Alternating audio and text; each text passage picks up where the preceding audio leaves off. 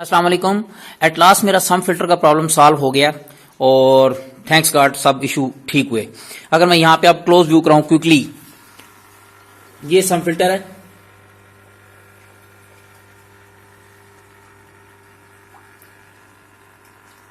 इसमें मेरे पास to issues थे। फर्स्ट जो मेजर इशू था, जो मेरे पास ग्लास में कटिंग गलत हो गई थी, रॉन्ग कटिंग हुई थी, उसकी वजह से मुझे यू टाइप पाइप लगाने पड़े। उनकी वजह से मेरा प्रॉब्लम सॉल्व हो गया। एक मैंने ये लगाया 2 इंच डाया है इसका, और इसके ऊपर ये एनआरवी लगा हुआ है, और दिस साइड मैंने इसकी डाउन की है। इस साइड से मैं इसको डाउन लेके गया हूं। ये ब्लैक कलर का ये पाइप आ रहा है, ये वाला, इसके ऊपर मैंने पीवीसी टेप लपेट दी थी। और सेकंड मैंने ये यहां पे लगाया 1 इंच डाय का, ये वाला, ये इसमें डिप किया हुआ है, ये नजर आ रहा है ये। और अब मेरे पास यहां पे 2 पंप लगे हुए हैं, एक 35 वाट का है ब्लैक कलर का, और एक ये 25 वाट का। इट मींस के टोटल 50 वाट के पंप हैं, बोथ रनिंग में, और लेवल डाउन नहीं हो रहा, और थैंक्स गॉड मसला सॉल्व हो चुका है।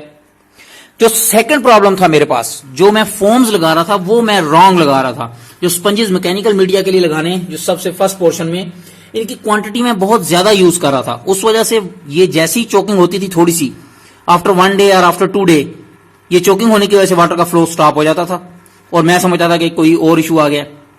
फिर काफी डिस्कशंस के बाद काफी क्लियर हुआ। फिर ये मैंने ब्लैक कलर का एक लगाया, फिर ये येलो कलर का, फिर ये फाइन ब्लैक है एक, और ये एक व्हाइट है, और इसके नीचे फिर ये सिरामिक बीड्स हैं। फिर ये बायोबॉल्स हैं, बायोबॉल्स 60 हैं, पहले 30 थी और 30 मैंने और ऐड की हैं। फिर इसमें मेरे पास 60 बायोबॉल्स 1 इंच साइज की हैं। इससे स्मॉल साइज भी मिलती है, लेकिन मैंने 1 इंच साइज की डाली है, तकरीबन इस साइज की है। जिसमें जितनी ज्यादा डाल सकें आप उतनी ही अच्छा है। उसकी रीजन ये है कि जो बेनिफिशियल बैक्टीरिया हैं वो सरफेस एरिया पे ग्रो करते हैं। जितनी ज्यादा सरफेस एरिया होगा उस पे ग्रो करेंगे वो, इसलिए बायोबॉल्स के ऊपर सरफेस एरिया ज्यादा होगा और बेनिफिशियल बैक्टीरिया उसी पे ज्यादा ग्रो करेंगे। और जब मैं ये स्पंजेस वगैरह क्लीन करूंगा, इनको मैं बाहर निकाल के टैप वाटर से क्लीन करता हूं, और टैप वाटर में क्लोरीन हो सकती है, उस टाइम वो बेनिफिशियल बैक्टीरिया जो इसमें ग्रो हुए हैं वो डेड हो जाएंगे। एक तो क्लोरीन की वजह से, और दूसरा जब मैं इनको हैंड से रब करूंगा वॉश करने के लिए, तो उससे भी बेनिफिशियल बैक्टीरिया डेड हो जाते हैं। अगर सेकंड ऑप्शन नहीं है आपके टैंक में, तो उस टाइम अमोनिया स्पाइक आ सकती है और फिशेस को प्रॉब्लम हो सकता है। मैंने इसीलिए बायोबॉल इतनी ज्यादा डाली हुई इसमें, ताकि जब मैं इसको वॉश करूं तो फिर भी स्टिल मेरे सिस्टम में इतनी बेनिफिशियल बैक्टीरिया हों सरफेस एरिया के ऊपर कि वो अमोनिया स्पाइक ना आए और इसको क्लियर कर दे। बायोबॉल्स की कॉस्ट काफी ज्यादा होती है, इसलिए इसकी जगह ये भी डाला जा सकता है। ये जो किचन वगैरह में हम यूज करते हैं, प्लास्टिक का, इसको स्क्रबर कहते हैं, मे बी काफी चीप, इसकी कॉस्ट बिल्कुल भी नहीं है। ये काफी ज्यादा लेके इस तरह की एक बास्केट ली जा सकती है। बास्केट में इनको फिल करके, जिसमें से वाटर का इन आउट के लिए पाथ इस तरह हो, उसमें होल्स होने चाहिए बास्केट में, इसी सम फिल्टर में रख दें या टैंक में कहीं भी रखें। मेरे पास टॉप बॉक्स लगा हुआ है, उसके अंदर ये पड़े हुए हैं, इसलिए मुझे कोई इशू नहीं होता। अगर मैं इनको वॉश करता हूं टैप वाटर से भी, और इसमें अगर बेनिफिशियल बैक्टीरिया डेड भी हो जाए इन स्पंजेस में, तो कोई इशू नहीं है, क्योंकि मेरे रिमेनिंग सिस्टम में बायोबॉल्स भी हैं और ये स्पंजेस भी पड़े हुए हैं, ये वाले स्क्रबर, तो सिस्टम बिल्कुल ठीक रहता है। नेक्स्ट मैंने जो ये सिरामिक बीड डाले हुए, ये नियर अबाउट ½ kg होंगे, और ये 1.5 kg, टोटल इसमें 2 kg के अराउंड सिरामिक बीड्स हैं। और सिरामिक बीड कंज्यूमेबल नहीं है, बहुत टाइम लगता है इनको डिजॉल्व होने में, इसलिए ये बहुत स्लो डिजॉल्व होते हैं। अगर आप एक को 1 टाइम ऐड कर देंगे तो ये 1 year 2 year at least may be ये रनिंग रहे, उसके बाद जाके डिजॉल्व होंगे। और नेक्स्ट यहां पे मैंने ये हीटर लगाया हुआ है। ये हीटर मैंने स्टार्ट में, आप लास्ट वीडियो में देखेंगे, एक 400 वाट का लगाया हुआ था, क्योंकि 90 गैलन के टैंक के लिए 400 वाट का हीटर चाहिए। जो स्टील का था उसकी लेंथ काफी ज्यादा थी।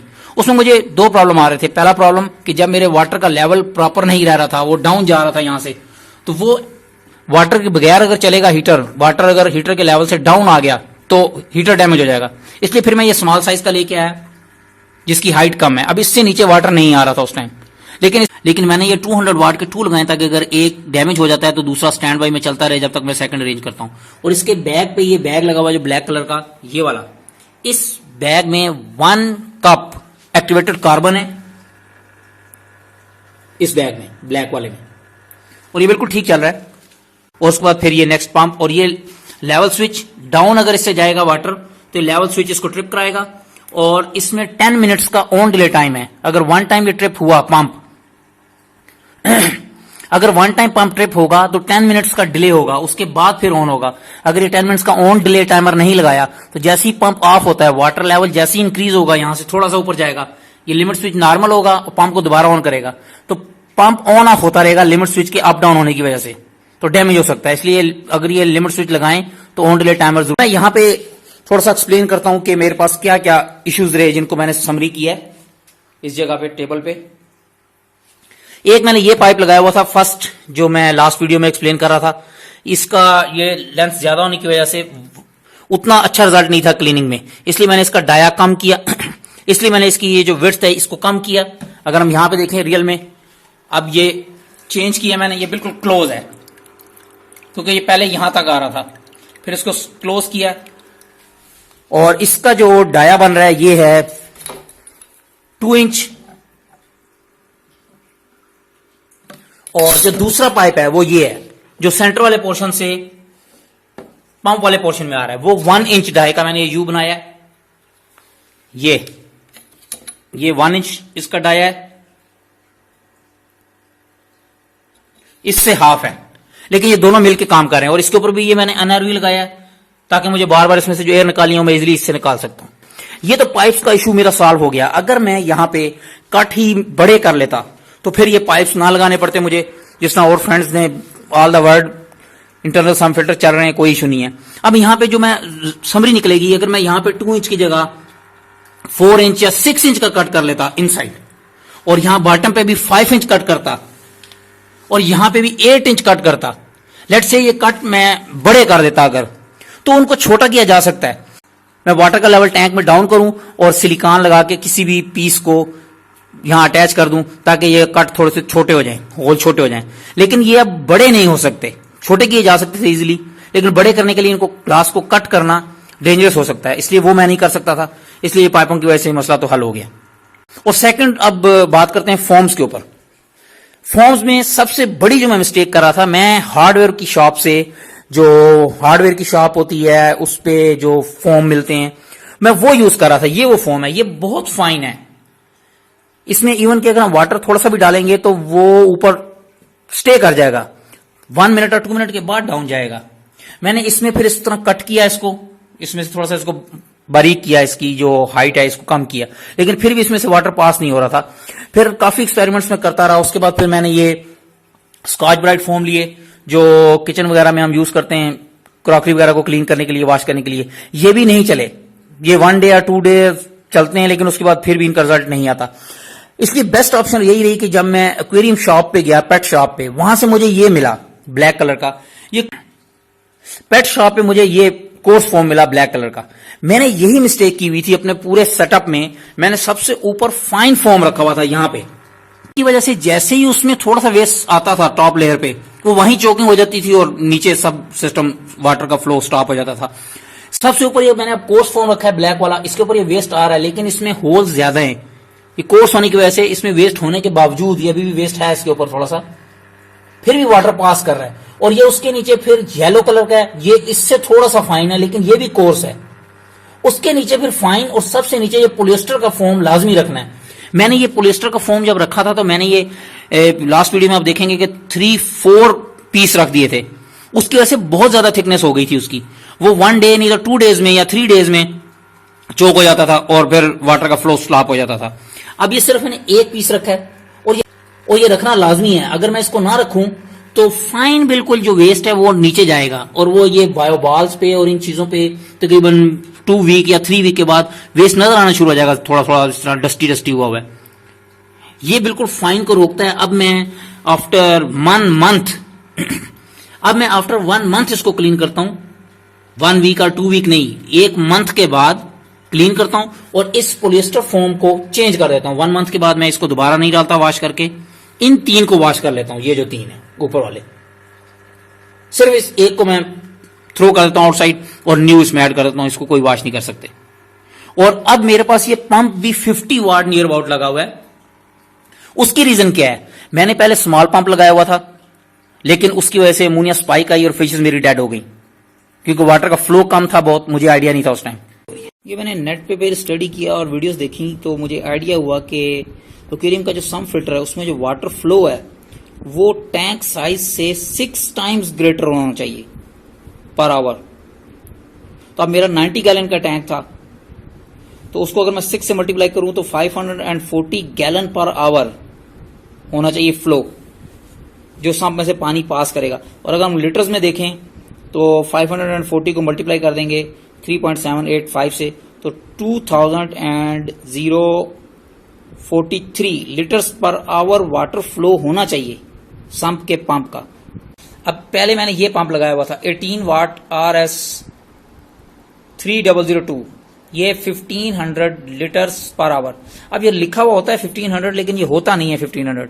इससे नुकसान मुझे ये हुआ कि वेस्ट नहीं पास हुआ सही, और वेस्ट ना पास होने की वजह से एक्वेरियम में अमोनिया स्पाइक आई होगी, जिसकी वजह से मेरी फिशेस बीमार हो गई और 10 फिशेस डेड हो गई। और फिर मैंने ये पंप लगाया जब सारे मैं फिल्टर वगैरह एडजस्ट करता रहा। अब ये पंप लगा हुआ है 35 वाट का NSF 803, इस पर लिखा हुआ 2000। ये बिल्कुल उतनी कैलकुलेशन के हिसाब से जो बनता है 2044 आई थिंक, अभी जो हमने देखा था ये उतना ही है। इसमें भी मेरा नहीं ख्याल कि एग्जैक्ट ये 2000 होगा, क्योंकि जो रिटर्न होता है वो थोड़ा ज्यादा ही होता है, लेकिन फिर भी उससे बेहतर है काफी। अगर इससे थोड़ा सा बड़ा हो जाए तो ज्यादा अच्छा रहेगा, क्योंकि वो अगर इसके ऊपर ये 2500 का होगा तो वो एक्चुअल में 2000 के करीब होगा। तो अगर अच्छी कंपनी का हो और अच्छी क्वालिटी का हो तो फिर मे बी वो जो रिटर्न है वो ही हो। पर ये अब लगा हुआ है तो ये वो कोर्स फॉर्म है जो आपको एक्वेरियम शॉप से ही मिलेगा, ये आप उससे लाएं। ये ब्लैक कलर का जो है मैंने अपने साइज के हिसाब से इसको कट किया। फिर ये दो फॉर्म मिले जो शॉप पे मिले मुझे पैकिंग में। इसमें से मैंने ये फॉर्म यूज किया, ये भी थोड़ा सा कोर्स है, इसको मैंने येलो कलर को ब्लैक के नीचे रखा। और ये वॉशेबल है, ये भी वॉशेबल है और ये भी वॉशेबल है। और ये जो है ये फाइन है, इसको मैंने इसका हाफ पीस मैंने रखा था, लेकिन वो 2 मंथ के बाद जब चोकिंग होगी तो ये वॉश नहीं हो सकता, ये थ्रोएबल है। इसको आप एक दफा यूज करेंगे उसके बाद थ्रो कर देंगे। फिर मैंने ये यूज किए फाइन फॉर्म, इनमें ये कट बना के इसमें स्पेस बनाई, स्पेस बना के ये मेरे पास पावर हेड फिल्टर था, उसके अंदर ये फॉर्म लगे होते हैं, उसके नीचे बॉटम साइड पे जो फिल्टर होता है उसमें, वो मैंने फॉर्म यहां पे ऐसे फिट कर दिए, एक और दूसरा यहां पे। ये दो फॉर्म जो हैं ये भी वॉशेबल है लेकिन हैं फाइन। इससे मेरे दो बेनिफिट हो गए, एक तो ये फाइन हो गया, इसने थोड़ा वेस्ट रोक लिया, और दूसरा ये वॉशेबल हो गया। तो अब ये इस तरह का बना हुआ है, इसके इनसाइड ये पड़ा हुआ है, अब इसके ऊपर ये येलो कलर का पड़ा हुआ है, ये कोर्स है, और सबसे ऊपर ये ब्लैक कलर का ये भी कोर्स है। कोर्स और फिर ये लिटिल फाइन ये वाला। अगर मैं ये यूज नहीं करता और सिर्फ यही फाइन करता हूं तो ये बहुत ज्यादा फाइन है, ये वाटर को बिल्कुल नहीं गुजरने देगा। फिर ये और सबसे नीचे फिर ये। अब ये जो पॉलिएस्टर वाला फोम है ये 1.5 सेंटीमीटर इसकी हाइट है, ये जो इसकी हाइट बनती है 1.5 सेंटीमीटर। ये सिर्फ मैंने एक पीस लिया और इसको मैंने यूं डबल किया, इट मींस के 3 सेंटीमीटर बना डबल होने की वजह से, और बस ये मैंने अपने एक्वेरियम में रख दिया। इससे ज्यादा नहीं रखना, इससे ज्यादा रखेंगे तो फिर वो चोकिंग करेगा, फिर प्रॉब्लम आएंगे। और फिर थैंक्स गॉड मेरा प्रॉब्लम सॉल्व हुआ, और अब मैं इवन 1 मंथ के बाद फिल्टर क्लीन करता हूं और कोई इशू नहीं है। इस टाइम वाटर का फ्लो भी इतना ज्यादा है कि वेस्ट बिल्कुल भी नहीं है। अब ये दोनों पंप चल रहे हैं, 50 वाट नहीं तो एटलीस्ट 45 वाट तो कंटिन्यू है, लेकिन वाटर का लेवल डाउन नहीं आ रहा। और इसका वाटर ड्रॉप मैंने इस जगह पे किया हुआ था पहले, टॉप साइड पे यहां पे, जो कि रॉन्ग था। अब मैंने यहां पे सेट किया है इसको, ये ड्रॉप हो रहा है, और थोड़ा सा इसको एंगल दिया ताकि ये कंप्लीट इस जगह पे आए और कंप्लीट एक्वेरियम को क्लीन करे। और इसी वाटर का फ्लो जब यहां पे ड्रॉप होगा, उसी फ्लो के प्रेशर की वजह से वेस्ट उस साइड जाएगा, सम फिल्टर के इनटेक पे। सम फिल्टर का इनटेक इस साइड है, इसके अपोजिट साइड वाटर ड्रॉप करेंगे। अभी तो मैंने इवन के वेव मेकर लगाए हुए, उसकी वजह से भी काफी क्लीनिंग हो जाती है। जब मेरे पास वेव मेकर नहीं थे और नीचे मार्बल ग्रेवल भी मैंने डाले हुए थे, अभी मैंने वो भी रिमूव कर दिए, बेयर बॉटम होने की वजह से बिल्कुल 100% क्लीन रहता है। जब मेरे पास वेव मेकर नहीं था उस टाइम इस वाटर का इतना प्रेशर है कि ये वेस्ट को इस साइड मूव कर दे कंटिन्यू। और यहां पे अगर मैं टैंक पे दिखाऊं तो जो मुझसे स्टार्ट में मिस्टेक हुई, जिसका मुझे अभी कोई आइडिया नहीं हो रहा, ये जो सेंटर ग्लास है सम फिल्टर के सेंटर वाला, इसको ब्लैक होना चाहिए था, लेकिन ये उस टाइम मुझसे मिस्टेक हुई, मैंने इसको ये ट्रांसपेरेंट जैसा नॉर्मल ग्लास है यही लगा दिया। अब इसके ऊपर मैं पेपर की शीट भी नहीं लगा सकता, और अगर मैं कोई चीज लगाता भी हूं तो वो वाटर में होने की वजह से कुछ टाइम के बाद खराब हो जाती है और फिर मुझे उसको चेंज करना पड़ता है। इसलिए ये बेस्ट होगा कि अगर जो एक्रेलिक ग्लास होता है प्लास्टिक का जिसको कहते हैं, वो ब्लैक कलर का होता है, अगर सेंटर में 8 mm का वो ग्लास लगाया जाए तो ज्यादा बेस्ट रिजल्ट हो सकते हैं, क्योंकि ये हिडन हो जाएगा बिल्कुल। अब मुझे सम फिल्टर में सब कुछ नजर आ रहा है, वो थोड़ा सा अच्छा नहीं लगता। अभी मैं इवन के ट्राई कर रहा हूं, मैं ये शीट एक लेके आया हूं एक्रेलिक वाली, ये वो ब्लैक कलर का ग्लास है जो प्लास्टिक का मिलता है। तो इसको मैं अभी प्लान कर रहा हूं कि इसके अंदर मैं स्टैंड कर दूंगा इस साइड पे, इन साइड, ताकि ये थोड़ा सा हाइड हो जाए। जैसे बैक साइड पे ब्लैक है, इसी तरह इस साइड पे भी ब्लैक हो जाएगा तो अच्छा रहेगा। और इससे रिलेटेड और जितनी भी वीडियोस मुझे टैंक से लिंक होती गई, उन सबको मैंने अपलोड किया अपने चैनल पे। तो मैं होप करता हूं कि वो सब वीडियोस किसी दोस्त की हेल्प करेंगी। और अगर कोई मिस्टेक किसी को नजर आए तो काइंडली मुझे कमेंट्स में फीडबैक दें ताकि मैं भी उसको बेस्ट कर सकूं। Thanks for watching, take care, bye bye.